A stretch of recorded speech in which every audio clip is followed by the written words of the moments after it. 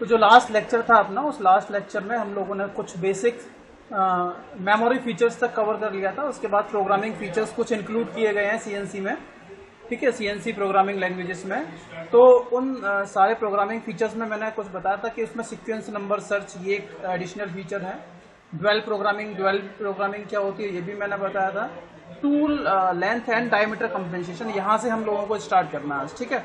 अब पहले समझ लेते हैं कि ये टूल डायमीटर ये जो कंपनसेशन है ये क्या होता है। एक्चुअल में अगर आप देखोगे कि जब आप मशीनिंग कर रहे हो तो during continuous machining it has been notice that the wear and tear of the tool takes place. अगर कोई टूल कटिंग कर रहा है तो आप ये देखोगे कि उसकी जो भी एजेस होती हैं वो थोड़ी बहुत घिस जाती हैं, थोड़ी बहुत टूट फूट वहाँ हो जाती है। तो होगा क्या, अगर आपने कोई पर्टिकुलर पाथ डिसाइड किया है तो उस पाथ पर चलते चलते आपका टूल जो है और आपका जो वर्क पीस है उन दोनों के बीच में जो गैप होगा वो गैप क्या होगा, उन दोनों के बीच में जो गैप होगा वो बढ़ जाएगा, जिससे अगर आपको पहले जो मटेरियल रिमूव करना चाहिए था वो कम मटेरियल रिमूव होगा, ठीक है। तो इन चीज़ों को कंपनसेट करने के लिए हम tool length and diameter compensation ये सारी चीज़ें प्रोवाइड करते हैं। अब बोलोगे सर टूल लेंथ का मतलब क्या है, जब आप ड्रिलिंग की बात करते हैं तो टूल लेंथ की बात की जाएगी, मिलिंग और बाकी चीज़ों की बात करेंगे तो डायमीटर ये सारी चीज़ें कंसीडर की जाएंगी, ठीक है। मिलिंग की बात करेंगे तो वहाँ पर डायमीटर। जैसे अगर मैं सिंपली आपको एक एग्जांपल देता हूँ, मान लिया कि ये आपके पास कोई, ये समझ लो कोई रेक्टेंगुलर वर्क पीस है और मिलिंग एक्शन हो रहा है आपका मिलिंग, और ड्यूरिंग मिलिंग मान लिया कि कुछ डेप्थ ऑफ कट आपने दे दी मशीनिंग की, ठीक है। ये डेप्थ ऑफ कट मान लिया कि ये आपका वर्क पीस का सेंटर लाइन होगी और ये इतनी डेप्थ ऑफ कट आपने दी है यहाँ से यहाँ तक। डेप्थ ऑफ कट तो समझते हो कि एक बार में आपका टूल कितना मेटल कितनी डेप्थ रिमूव करेगा, ये डेप्थ ऑफ कट मान लिया आप लोगों ने दे दी। तो जब ये कॉन्टिन्यूस मोशन होगा तो ड्यूरिंग कॉन्टिन्यूस मोशन परमानेंटली ये आपका ड्रिल बिट, ये जो मिलिंग कटर है वो घूमता रहेगा, यहाँ पे टूल बने होंगे,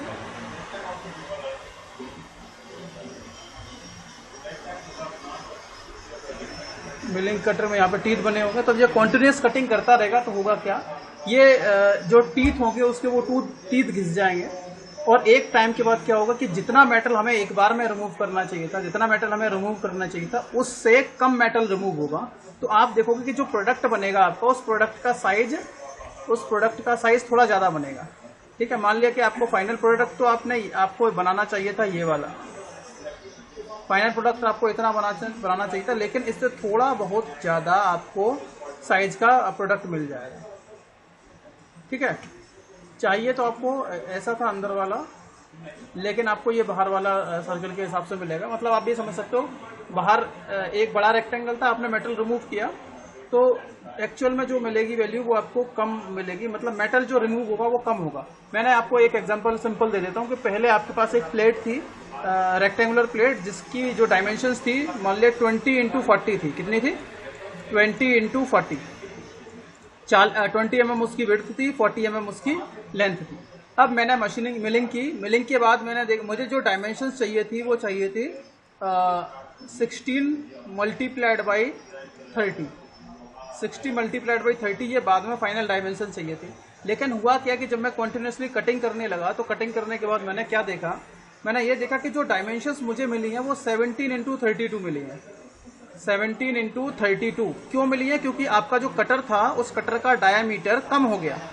उस कटर का जो डायमीटर जो है, पहले अगर आपका कटर का डायमीटर 30 सेंटीमीटर था, अब वो कटने के बाद या घिसने के बाद उसका डायमीटर मान लिया कि 30, अगर पहले 30 था तो अब उसका मान लिया डायमीटर हो गया 29.4 मान सकते हैं, 29.4 सेंटीमीटर रह गया। तो हमने ये चीज़ नोटिस की कि भाई जैसे जैसे आपका टूल कट करेगा तो उसमें वियर एंड टियर होते रहेंगे, जिससे एग्जैक्ट जो प्रोडक्ट आपको मिलेगा उसकी डायमेंशंस फाइनल प्रोडक्ट की डायमेंशन से थोड़ी बहुत ज़्यादा रहेंगी। इसीलिए हम क्या करते हैं, कटर टूल कंपनसेशन ये प्रोवाइड कर देते हैं। अगर आपने ये वाला फंक्शन ऑन किया तो जो कटर है वो ऑटोमेटिकली अपने वियर एंड टियर के accordingly it will adjust its depth of cut, ठीक है। उसकी डेप्थ ऑफ उसके साइज के हिसाब से वो डेप्थ ऑफ कट को एडजस्ट कर लेगा। तो जो मैंने आपको बताया वो same thing is going to be यहाँ पर है। इसके बाद जो अगला फीचर है वो है सब रूटीन का। ये सारे प्रोग्रामिंग फीचर्स हैं कि ऐसी प्रोग्रामिंग में क्या क्या एडवांटेज, क्या क्या एडिशनल फीचर्स ऐड किए गए हैं सीएनसी मशीन में, जिससे कि उसकी परफॉर्मेंस इंप्रूव हो गई है, ठीक है। इसके लिए हालांकि जो कटर टूल कंपनसेशन के लिए कुछ सेंसर्स वगैरह हम लोग यूज कर रहे हैं आज के टाइम पे। अगला है सब रूटीन और माइक्रो प्रोग्रामिंग, ये भी फीचर ऐड किया गया है। अब बोलोगे सर सब रूटीन क्या होता है, माइक्रो प्रोग्रामिंग क्या होती है, वो मैं बता देता हूँ। मान लिया कि आप एक पर्टिकुलर ऑपरेशन कर रहे हैं, ठीक है, एक पर्टिकुलर ऑपरेशन कर रहे हैं और वो ऑपरेशन बार बार रिपीट हो रहा है, ठीक है। Whenever you are performing an operation like drilling आप कर रहे हो और उस ड्रिलिंग में वो ऑपरेशन बार बार रिपीट हो रहा है, तो आप क्या करोगे, उस के लिए बार बार आपको प्रोग्राम बनाने की जरूरत नहीं है, बार बार कोडिंग करने की जरूरत नहीं है। तो इसके लिए हम क्या करेंगे, एक सिंपली हम बोल सकते हैं उसको एक सब रूटीन बना देंगे। क्या बना देंगे, सब रूटीन। सब रूटीन क्या होगा कि वो सारे फीचर्स जो बार बार रिपीट हो रहे हैं, उनके लिए कंबाइंड प्रोग्राम बना के पहले से सेट कर देंगे।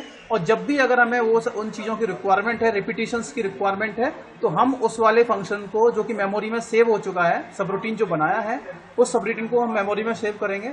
और जब भी उस सब रूटीन की रिक्वायरमेंट होगी, हम उस सब रूटीन को कॉल कर लेंगे। इसके लिए एक पर्टिकुलर कोड होता है, ठीक है, एक पर्टिकुलर जी कोड होता है। उस जी कोड से आप उस सब रूटीन को रिकॉल कर सकते हैं और according to that part that you have already decided in सब routine, your tool will perform accordingly, ठीक है। जैसे मैंने आपसे बोला कि भाई आप ये एज्यूम कर लो कि आपको मान लिया कि जस्ट अ मिनट,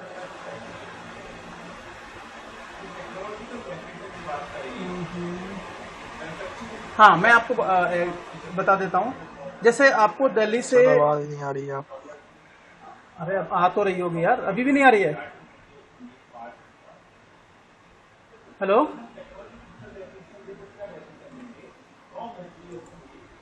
जस्ट मैं यही बताने वाला था कि सब रूटीन की, जैसे मान लिया आपको जाना है दिल्ली से, पहले आपको दिल्ली से ग्वालियर जाना था, फिर मैंने बोला आपको दिल्ली से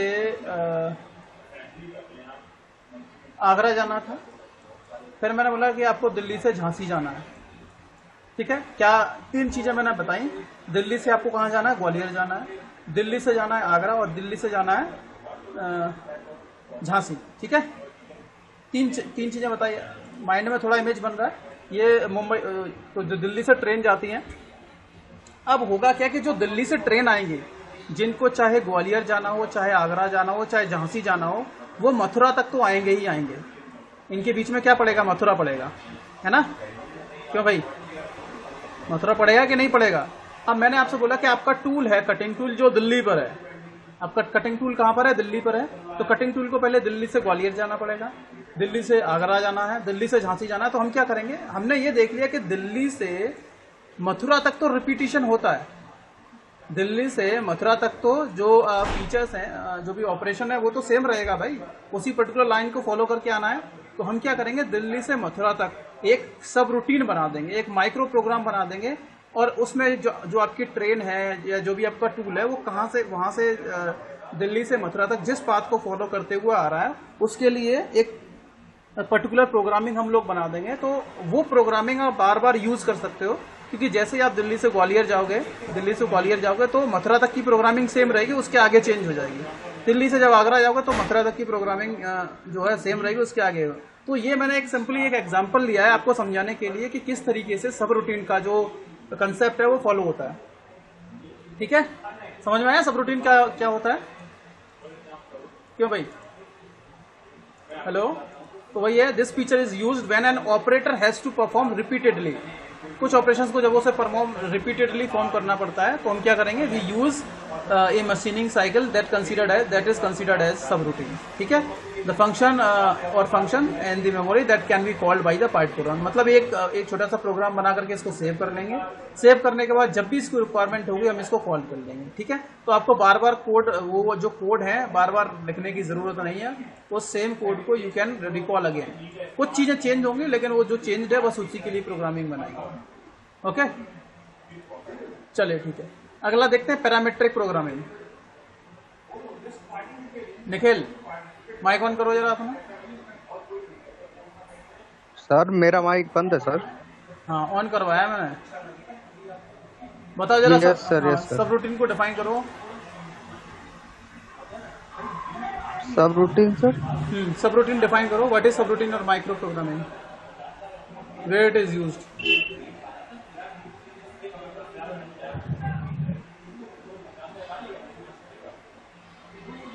हेलो, बोलो बोलो यस बोलो। सर। हाँ हाँ, बोलो, मैं सुन रहा हूँ, बोलो। सर नहीं पता सर। क्यों, अभी तो बताया मैंने। कहाँ कहाँ थे, क्या कर रहे थे, सर कर क्या रहे थे आप? सर अभी मतलब आपने पढ़ाया ना तो सर मतलब देख तो रहा था सर, एक बार रिवाइज करना पड़ेगा तभी बता पाऊंगा। अच्छा, रिवाइज अभी ऐसा थोड़ी नहीं है कि मैंने कल बताया होगा। रिवाइज करने की क्या जरूरत है, अभी अभी बताया ना, इतना तो सुना होगा तुमने। मंजर बताओ, मंजर।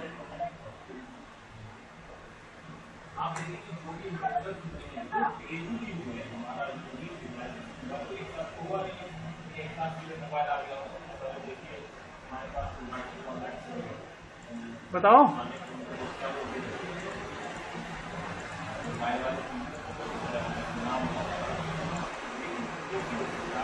मैंने ये बोला था कि सब रूटीन क्यों यूज करते हैं। कभी कभी कोई जो प्रोग्रामर होता है, वो प्रोग्रामर जब प्रोग्राम बना रहा होता है तो उसे ये लगता है कि कुछ ऑपरेशंस जो हैं, कुछ जो भी प्रोग्राम है वो बार बार रिपीट हो रहा है, कुछ ऑपरेशंस जो हैं वो बार बार रिपीट हो रहे हैं।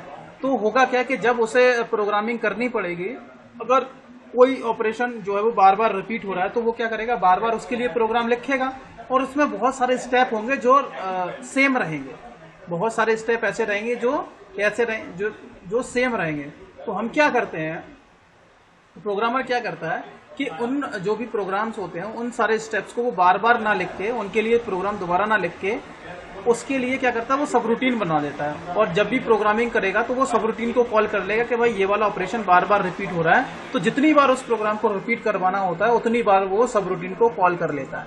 जैसे हम लोग बोलते हैं ना, जैसे एक कोई लाइन लिखेंगे, जैसे मान लिया this man the cow has 4, जैसे मान लिया हम एक ऐसे लिख रहे हैं काउ पे, तो मेरा the cow has 4 legs, the cow has 2 ears, the cow has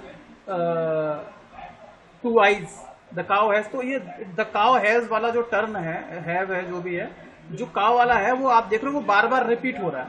तो हम उसके नीचे क्या कर लेते हैं, रिपीटिशन का साइन जो आता है ना, डॉट डॉट वाला जो साइन आता है, कॉमा वाला, वो लगा देते हैं। तो क्या हम बार बार उसको लिखते हैं क्या?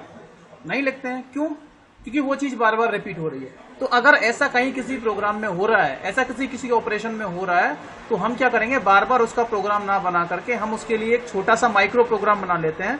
और वो माइक्रो प्रोग्राम क्या करेगा, उस केवल वहीं से वहीं तक रहेगा जो फंक्शन बार बार रिपीट हो रहा है। ठीक है। और उस सब रूटीन को, उस माइक्रो प्रोग्राम को हम सेव कर लेंगे। सेव करने के बाद जब भी उसकी जरूरत होगी, हम एक पर्टिकुलर कोड दे करके, उसका कोई पर्टिकुलर जी कोड होता है, उस जी कोड को दे करके हम उस प्रोग्राम को रिकॉल करा लेंगे। जैसे ही आप उस प्रोग्राम को रिकॉल कराओगे, आपका फंक्शन जो है, आपका टूल उस प्रोग्राम के अकॉर्डिंगली वर्क करना स्टार्ट कर देगा। आया समझ में? नहीं आया? ऐसा ही कुछ कैंडिडेट साइकिल में होता है। ये देखो सब रूटीन क्या है, this feature is used when an operator has to performed repeatedly. ठीक है, कोई ऑपरेटर बार बार काम कर रहा है किसी चीज को, तो इसको हम फॉलो करते हैं। The frequently use machine cycle are saved as subroutine. जो साइकिल आप यूज कर रहे हो बार बार, उसको हम सब रूटीन की तरह मेमोरी में सेव कर लेते हैं और जब भी जरूरत होती है उसको पार्ट प्रोग्राम के थ्रू कॉल कर लेते हैं। ठीक है, तो बार बार जो सेम कोड होते हैं आपको बार बार लिखने की जरूरत नहीं है। जब भी ऐसी रिक्वायरमेंट होगी, you will call the sub routine. ठीक है। इसके अलावा पैरामीट्रिक प्रोग्रामिंग होती है। पैरामीट्रिक प्रोग्रामिंग क्या होती है कि जब भी हम सीएनसी प्रोग्राम लिखते हैं at that particular time, so we use some term like length, depth, diameter. और जब भी किसी एक पर्टिकुलर पैरामीटर में चेंज होता है तो सारे पैरामीटर ऑटोमेटिकली चेंज हो जाते हैं। ठीक है, उनको ऑटोमेटिकली वो रिलेक्ट कर लेता है। जैसे अगर मान लिया कि लेंथ पहले 40 थी, डायमीटर मान लिया 10 सेंटीमीटर था, लेंथ 40 सेंटीमीटर थी, और डेप्थ मान लिया लेंथ 40 सेंटीमीटर, डेप्थ 10 सेंटीमीटर और डायमीटर मान लिया 20 सेंटीमीटर था। और मान लिया अचानक से आपने जो उसकी लेंथ थी वो 40 से 30 की, तो इसके अकॉर्डिंगली क्या करेगा, जो आपका प्रोग्राम, जो उसके टूल है, जो भी प्रोग्रामिंग है, वो क्या करेगा, सीएनसी मशीन क्या करेगी, वो ऑटोमेटिकली इसके अकॉर्डिंगली ये वाले पैरामीटर को सेलेक्ट कर लेगा। ठीक है। तो ये री इलेक्टेड आप दोबारा से इलेक्ट कर सकते हो सारी डायमेंशंस को, ये सारा इसमें ऑप्शंस रहता है। तो ये लिखा CNC program are written in terms of variables like length, depth and diameter such that if there is a change in value of any one variable, किसी भी एक वेरिएबल की वैल्यू में चेंज हुआ, the corresponding change in the value of other variables is automatically re elected. ठीक है, तो अगर लेंथ में चेंज हुआ तो बाकी वेरिएबल जो डेप्थ और डायमीटर है इसमें भी ऑटोमेटिकली क्या हो जाएगा, री इलेक्टेड, दोबारा से री इलेक्ट हो जाएंगे। ठीक है, अगला है कैनड साइकिल। कैनड साइकिल क्या होता है, जो मैंने बताया वही है, रिपीटिशन इसमें भी होता है, लेकिन जब आपको बहुत सारा मटेरियल, बल्क में मटेरियल रिमूव करना होता है, in that case you used canned cycle. जैसे मान लिया कि आपके पास, मैं टर्निंग ऑपरेशन की बात कर रहा हूँ, I am going to the turning operation, और मैंने माना कि मेरे पास एक शाफ्ट थी जिसका डायमीटर मान लिया 100 सेंटीमीटर, 100 मिलीमीटर था, 100 mm डायमीटर था। कितना था, 100 mm। आपको टर्निंग ऑपरेशन करना है, इनिशियली डायमीटर 100 mm था, और आपको फाइनल जो साइज चाहिए, आपको फाइनल जो साइज चाहिए वो कितना चाहिए, मान लिया 40 mm चाहिए। फाइनल साइज जो चाहिए वो कितना चाहिए, 40 mm diameter. Excuse me sir. हाँ बोलो। सर मैं मीटिंग से लीव हो रहा हूँ सर, 2% फोन बचा है सर, लाइट 3 दिन तो नहीं आई, यहाँ पे ट्रांसफार्मर फूक गया। हाँ ठीक है, जाओ। समझ में आ रहा है? Thank you sir, thank you sir. 100 mm diameter की शाफ्ट थी और मैंने बोला कि भाई मुझे 40 तक चाहिए, तो आप क्या करोगे, बार बार मटेरियल, बहुत सारा मटेरियल आपको रिमूव करना है, तो बार बार प्रोग्रामिंग से बचने के लिए हम क्या करेंगे, हम एक कैनड साइकिल अप्लाई कर देंगे इसमें। अब आप एक बार में देखो, अगर आपको 40 mm डायमीटर रिमूव करना, 40 mm तक जाना है, तो आप ऐसा तो नहीं है कि एक बार में ही आपने depth of cut they the 30 mm, तो 30 mm इधर से गया, 30 mm उधर से गया, तो एक बार में ही आपका, अगर बात करेंगे तो 60 mm एक बार में तो आप रिमूव नहीं करेंगे। क्या आप एक बार में 60 mm रिमूव करेंगे कि नहीं करेंगे, टेल मी। आपके पास एक शाफ्ट थी, टर्निंग ऑपरेशन जानते हैं ना क्या होता है, क्यों, हेलो, मैं आप लोगों से पूछ रहा हूं, आई वांट रिस्पॉन्स।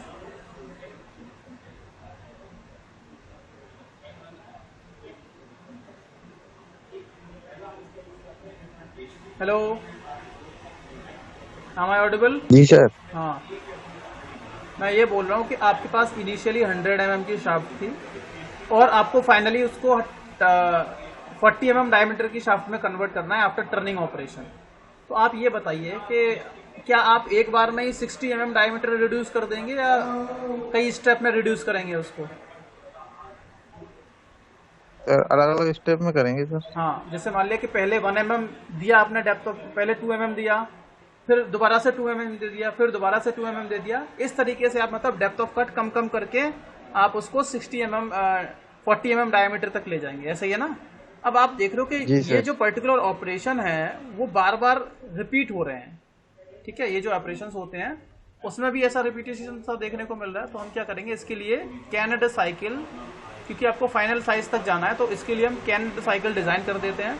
तो कैन साइकिल एक फिक्स साइकिल होता है, दीज आर रूटीन्स, एक तरीके से रूटीन की तरह है, which is use to remove bulk material in the machining operation, mostly during rough machining, जब आपको रफ मशीनिंग करनी होती है, and in that case we will be using canned cycle. ठीक है, तो टर्निंग के लिए बार बार प्रोग्राम बनाने से अच्छा है कि हम एक बार कैनड साइकिल को रिकॉल करेंगे और इसके लिए एक जी कोड होता है। ठीक है, तो only one block, that is एक जी कोड की रिक्वायरमेंट होती है। आप जैसे उस जी कोड को एंटर करेंगे तो जो can be use instead of 2 और more blocks for reprogramming the motion. मतलब ये है कि जब भी आप प्रोग्रामिंग करेंगे तो अगर आपने कैनड साइकिल का कोड यूज कर लिया तो आपको पूरा प्रोग्राम नहीं बनाना पड़ेगा, वो कैनड साइकिल के थ्रू आपका ऑपरेशंस परफॉर्म हो जाएगा।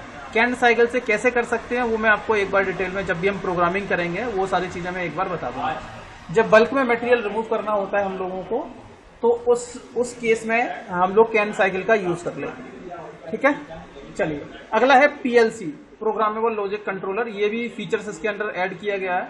अब ये पीएलसी का काम क्या होता है, पीएलसी एक तरीके से इंटरफेस प्रोवाइड करता है between the software, it is software that works as an interface, provides an interface between the CNC system and machine tool.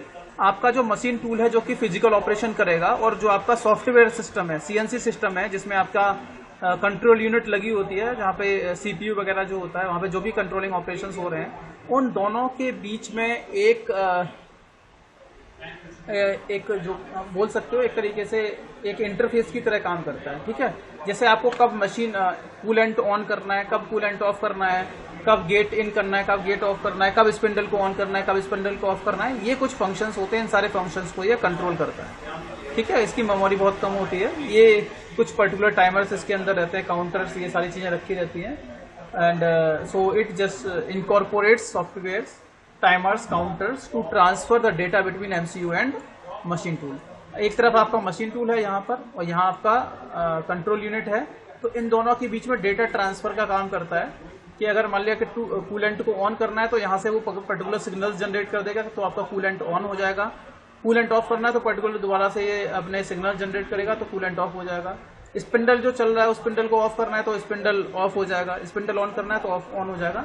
तो ये कुछ फीचर्स हैं जो ऐड किए गए हैं मॉडर्न सीएनसी मशीन्स के अंदर।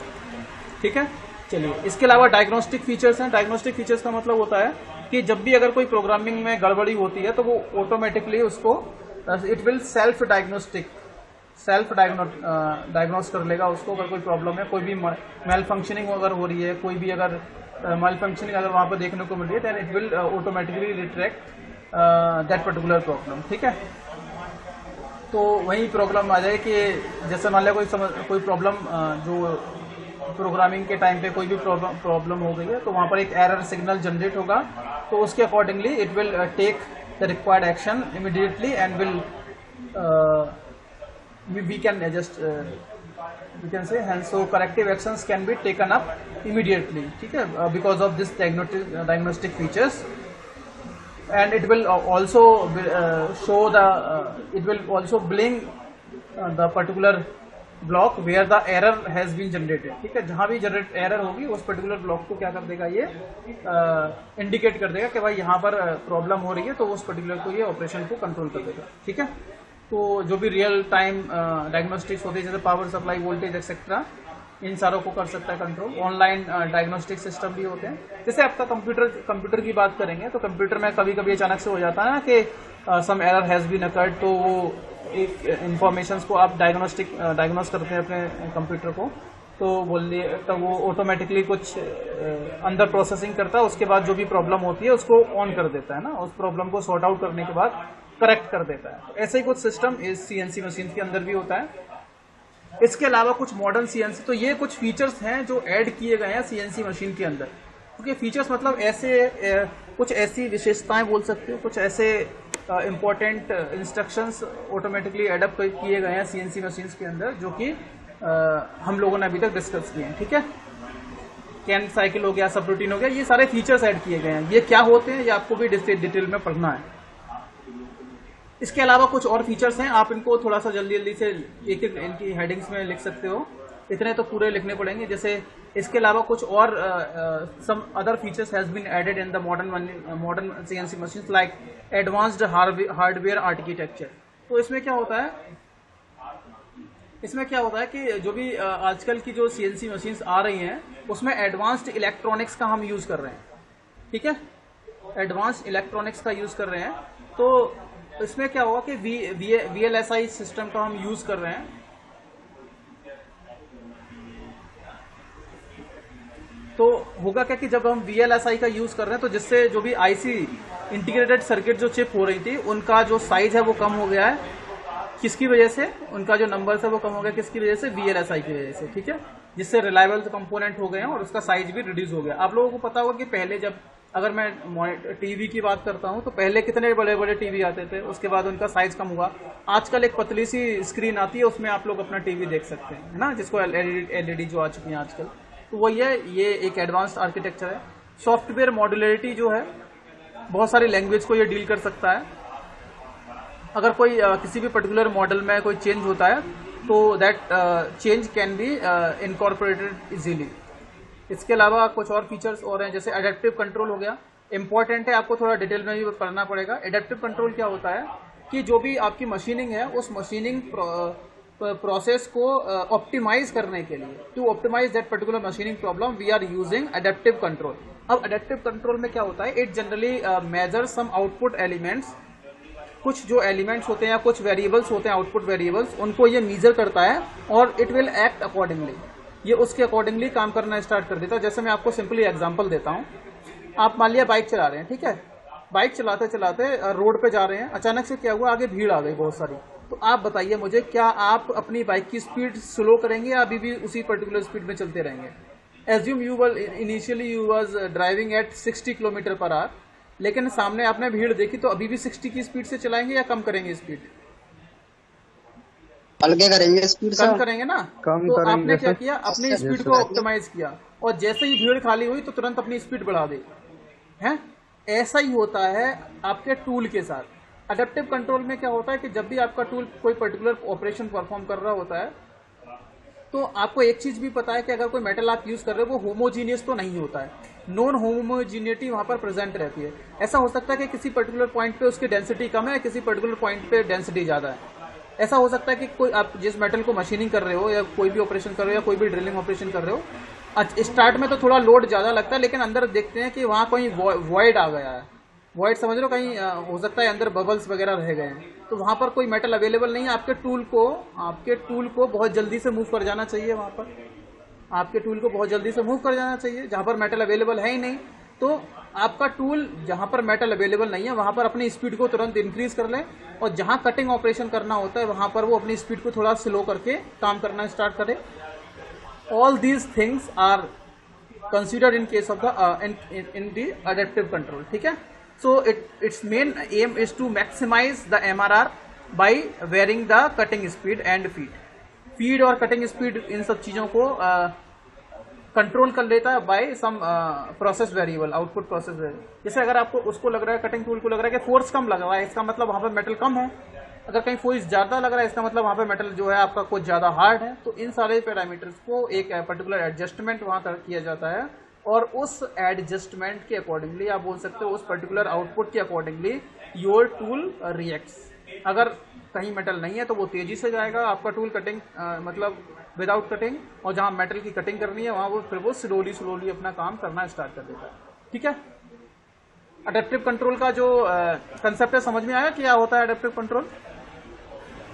अडेप्टिव कंट्रोल का जो पहला फंक्शन तो ये है कि ऑप्टिमाइजेशन, मशीनिंग ऑप्टिमाइजेशन है मशीनिंग का, ठीक है, जिसमें हम क्या करते हैं, कुछ आउटपुट पैरामीटर्स को मेजर करके इनपुट पैरामीटर्स को चेंज कर देते हैं, ठीक है। जैसे अगर आपका, मैंने बोला कि 4 पॉइंट्स पर आपको ड्रिलिंग कर रही है, 4 पॉइंट पर 1 2 3 4, तो जब आपका टूल ड्रिलिंग कर रहा होगा तब उसकी स्पीड कम होगी, लेकिन जब वो एक होल से दूसरे होल की ओर या एक पॉइंट से दूसरे पॉइंट की ओर मूव कर रहा होगा तो बीच में उसे मशीनिंग करनी नहीं है, तो वो ऑप्टिमाइज्ड स्पीड से जाएगा, तेजी से जाएगा, धीरे धीरे करके नहीं जाएगा, ठीक है। तो यही सारी चीजें इसके अंदर होती हैं अडेप्टिव कंट्रोल के बीच में, और मैंने आई थिंक असाइनमेंट में भी आपको दिया होगा, लेकिन आपको समझ में नहीं आया होगा, but now I think you can capture the things, ठीक है। अडेप्टिव कंट्रोल समझ में आ गया भाई? हेलो? उसमें पर्टिकुलर सिग्नल जनरेट होते रहते हैं, वो देख लेता है कि यहाँ पर मटेरियल अवेलेबल है तो स्पीड, टूल की स्पीड कम करेगा, जहां मटेरियल अवेलेबल नहीं होता है वहां पर टूल की स्पीड बढ़ा लेगा, तो सेंसर्स वहां लगे होते हैं। कन्वर्सेशनल प्रोग्रामिंग, कन्वर्सेशनल का मतलब होता है कि आपकी मशीन भी आपसे इंटरेक्ट करेगी। जैसे आप लोग हो सकता है सी प्रोग्राम बनाते थे या मैटलैब प्रोग्राम बनाते थे, तो आप लोगों ने देखा होगा कि जब भी आपने कोई एक पर्टिकुलर लाइन टाइप करते हो, कोई प्रोग्राम की कोई पर्टिकुलर स्टेटमेंट लिखते हो, तो वो कोई ना कोई सिंटैक्स एरर जनरेट कर देता है, मतलब वो बता देता है कि कहाँ गलती के चांसेस हैं। तो आपका जो सिस्टम है वो भी आपसे इंटरेक्ट कर रहा है डायरेक्टली, तो वो कन्वर्सेशनल प्रोग्रामिंग हो गई। प्रोग्रामिंग फ्लेक्सिबिलिटी, अब देखो बहुत सारी प्रोग्रामिंग लैंग्वेजेस अवेलेबल हैं, तो होगा क्या कि आप एक लैंग्वेज की जगह पर कई लैंग्वेज को भी यूज कर सकते हो, ठीक है। ये प्रोग्रामिंग फ्लेक्सिबिलिटी है, we can use more than one language to prepare the program. इसके अलावा कलर ग्राफिक्स हैं। कलर ग्राफिक्स का मतलब ये है कि आपका टूल जो होगा it will be represented by one colour, while workpiece will be represented by some other color. So that's why this is why I want to show tool will be shown by other color, workpiece, machining operation, for all these things we will be having different color, ठीक है। इसमें अगला feature ये भी है कि cutting speed और feed automatically adjust कर ली जाती है, और इसके अलावा कटिंग टूल, आजकल जो मशीन है उसमें कटिंग टूल कुछ उसकी पर्टिकुलर सीक्वेंसिंग, ये भी आजकल ऑटोमेटिक सारी चीज़ें हो रही हैं, ठीक है। CNC computer can simulate the machining process, so these are another. Background programming, background programming का मतलब है अभी कोई पर्टिकुलर प्रोग्राम चल रहा है, आप साथ के साथ दूसरा प्रोग्राम भी वहां जनरेट कर सकते हो, तो this is the concept of background programming. और इसके अलावा कुछ स्टैंडर्ड कंट्रोलर्स जो हम यूज करते हैं CNC मशीन में, वो है एक्रामेटिक, एलन बैडली, एनीलन, ठीक है, डोकल CNC, ये कुछ फानुक हो गया और एमको टर्न हो गया, these are some CNC standard CNC controller, इनके नाम है आपको मजाक ये हो गया, फिलिप्स हो गया, ठीक है। इसके अलावा फानुक कंट्रोलर और भी हैं। टूल चेंजिंग डिवाइसेस, ये भी एक अलग फीचर है। मान लिया कि अगर आपके पास कोई मशीनिंग है और जब आपको एक ऑपरेशन के बाद दूसरा ऑपरेशन करना होता है तो टूल को चेंज करने में टाइम लगता है, बाकी जिग्स फिक्सचर जो होते हैं उनको चेंज करने में टाइम लगता है, ठीक है। ड्रिलिंग के लिए अलग जिग फिक्सचर होंगे, बोरिंग के लिए अलग, मिलिंग के लिए अलग।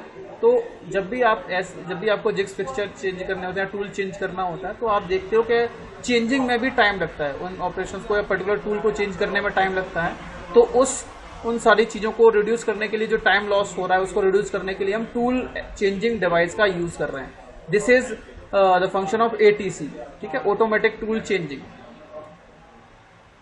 तो ऑटोमेटिक टूल चेंजर का काम क्या होता है, वो it will change the tool automatically whenever some other operation is carried out. So यही है, देख लेते हैं, number of tools may be required for making a complex part. So in manual machining the tool change manually, जब अगर manual machining करेंगे तो tool manually change करना पड़ेगा, that takes more time. But in case of CNC machines the tools are change through part program, part program के थ्रू आप tools को चेंज कर सकते हो। टूल चेंजिंग का ऑप्शन वहां पर आता है, एक पर्टिकुलर G कोड वहां रहता है। So the tools are fitted in a tool magazine, tool magazine होता है, टूल टरेट होता है, जिस पर आप उन बहुत सारे टूल्स को फिक्स करके रखते हैं पहले से ही। तो जब भी जरूरत होती है टूल को चेंज करने की, तो जो ड्रम होता है, टूल टरेट होता है, वो ऑटोमेटिकली रोटेट हो जाता है, और जो पर्टिकुलर टूल आपको यूज करना है उसका पर्टिकुलर नंबर वहां रहता है, एक पर्टिकुलर पोजिशनिंग नंबर वहां रहता है। तो आप जैसे ही वो नंबर एंटर करते हो, आपका जो नया टूल है वो क्या हो जाता है, वो new tools will be selected, नया टूल सेलेक्ट हो जाता है and it starts working. So a drum rotates and to an empty position, एक खाली पोजीशन पर रोटेट हो जाता है।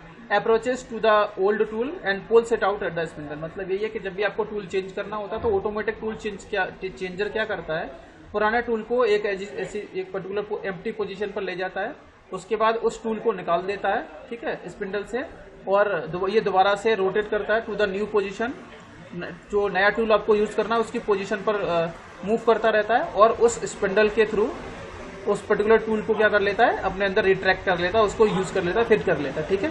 So it is a typical tool changing sequence for an automatic tool changer on a milling machine. तो ये है कि मिलिंग मशीन में और बहुत सारे जो भी ऑपरेशंस होते हैं वहां पर आप ऑटोमेटिकली टूल को सेलेक्ट कर सकते हो, चेंज कर सकते हो। इन लेथ मशीन के लिए जो टूल होता है, in case of lathe machine, जो tool magazine needs to rotate to a new position to allow the new tool to come in cutting position. तो यही है कि बहुत सारी चीजें हम यूज करते हैं कि automatic tool changer that works to just change the tool accordingly our requirement, जो भी चेंजेस होते हैं उनके अकॉर्डिंगली ये काम कर लेता है। इसके अलावा वर्क हैंडलिंग डिवाइसेस हम कुछ यूज कर रहे हैं, फीड ड्राइव हम यूज कर रहे हैं। पहले अगर हम बात करेंगे, स्क्रू ड्राइवर यूज करते थे, स्क्रूज यूज करते थे। तो लेकिन आपको एक बात याद रखनी है, जो स्क्रू होते थे उसमें फ्रिक्शन ज्यादा होता था, जिस वजह से बहुत सारी एनर्जी लॉस हो जाता था। लेकिन आजकल हम एक नया सिस्टम यूज कर रहे थे जिसको हम बोलते हैं सर्कुलेटिंग बॉल स्क्रू। ये एक फंक्शन ऐड कर दिया गया है। इसमें क्या होगा कि जो ग्रुप्स बने होते हैं उनके बीच में उसमें बॉल्स लगा देते हैं, ठीक है। तो जब भी रोटरी ऑपरेशन होगा तो जो स्लाइडिंग फ्रिक्शन है वो रोलिंग फ्रिक्शन में आप बोल सकते हो बॉल फ्रिक्शन में, एंटी फ्रिक्शन में कन्वर्ट हो जाता है। तो अब आपका जो फुल नट है वो बॉल्स के ऊपर स्लाइड करता है, जिस वजह से फ्रिक्शन फोर्स की वैल्यू कम हो जाती है, और फ्रिक्शन फोर्स की वैल्यू कम होने की वजह से फ्रिक्शन पावर लॉस कम हो जाता है, ठीक है। फ्रिक्शन की वजह से जो पावर लॉस होगा वो कम हो जाता है। इसके अलावा there are some other features that you can add. Okay, so in this lecture we are going to finish over here, and we'll be discussing difference between ANC and CNC machine in the next lecture. Thank you. Still, if you are having any doubt, you can ask to me. You can ask to me if you are having any doubt.